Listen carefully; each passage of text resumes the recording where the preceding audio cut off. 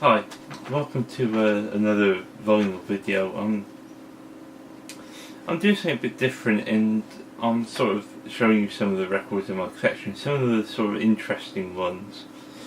The only sort of updates I've got is CDs.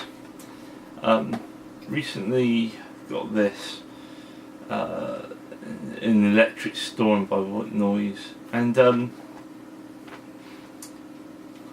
I don't really like it, I have to say.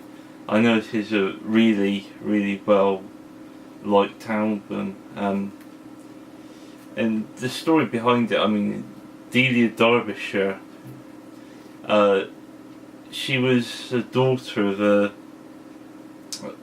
Delia Derbyshire, who is one of the people in this project. I can't remember who else was. She did it with someone else.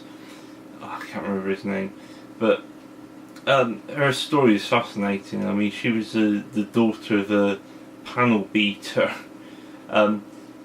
Generally in England in the 50s and 60s, and 40s, 50s, 60s, sort of working class women really didn't have any sort of opportunities except to get married and have children. And she went to she was so intelligent, she went to Cambridge, studied maths and music, and she worked for the BBC Radiophonic Workshop, who were sort of pioneers of electronic music, the theme tune to Doctor Who being the most well-known example to come out of there. And but it's quite sad, because in the end she became a alcoholic and a hoarder, which is quite sad. And I think according to her boyfriend, the last boyfriend she had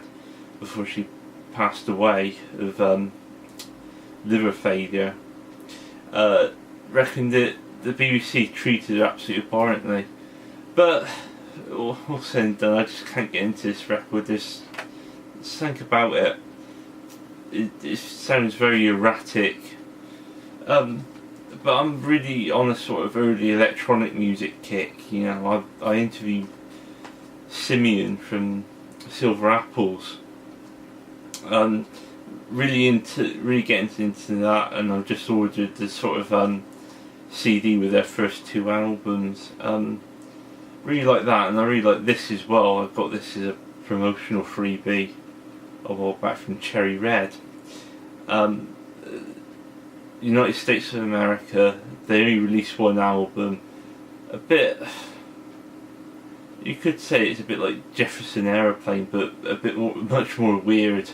There's no guitars, there's a violin put through a ring modulator. It is a really good record, even though I don't listen to it all the time. But very weird, psychedelic sounding stuff. And the only other CD I've got is another promotional freebie. I'm about to review this one, and it's Todd Rundgren at the BBC. I like Todd Rundgren. Sometimes I have mixed feelings about him. Sometimes he can be very, very self-indulgent. Other times, an absolute genius. I can remember I went through a period where I was telling anyone who would listen about how wonderful some of his records are, especially the sort of early 70s period, around 72, 74, he was absolutely brilliant, absolute genius, a sort of a self-sufficient sort of studio nerd. He did a couple really good. He did Something Kind of Thing and what was it? A Wizard. That's my list coming back. A Wizard, A True Star. Both brilliant albums. But he's also done some self-indulgent crap. So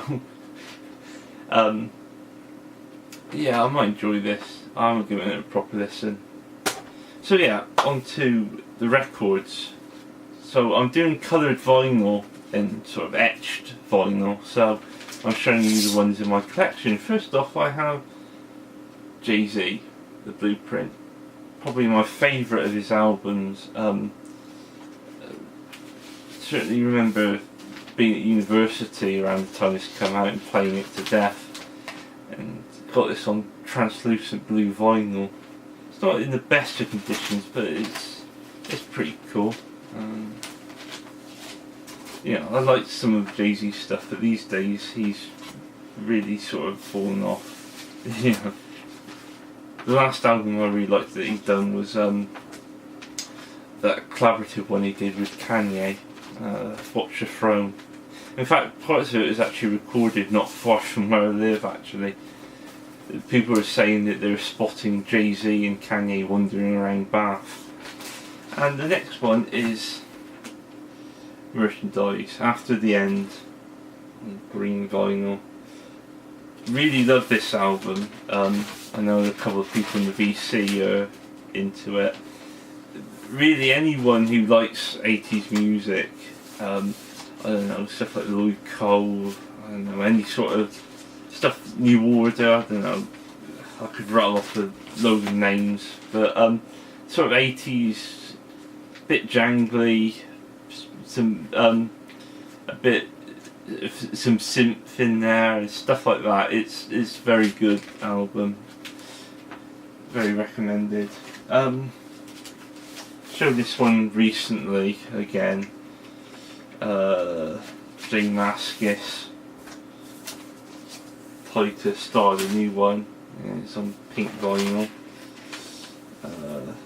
Really like the album, and I'm going to see him play in the new year in January. Really looking forward to it. I've never seen Dinosaur Jr. play. Last time they came to the southwest England, they played Bristol, and they played this tiny club in Bristol. There's only 200 capacity, so I couldn't get tickets sold out really fast. So yeah, another coloured vinyl. I'll probably end up missing out a couple, but what the hell. I've got my record collection's a complete mess. But this one is Earth's last album, Primitive and Deadly. I had the pleasure of interviewing Dylan Carson. I really thoroughly enjoyed interviewing the guy. We chatted about English folk music, which he's really into, and so am I. This is on bronze vinyl. Bit of a bland colour, but I bought this off of Southern Lord when they were having pre-orders. Oh no, actually it was the Earth store, which is probably run by Southern Lord. It's something that I've always wanted to get into, the sort of drone metal stuff. I think I probably like some of it. Some of it's sort of Sabbath-like. And generally, I'm a big fan of Sabbath, or I'm a big fan of Black Sabbath's first 6 albums. I'm not like some of the complete fanatics on the VC who want everything and anything. I think some of the stuff they did is crap, but the first 6 albums are just, you can't really fault them in any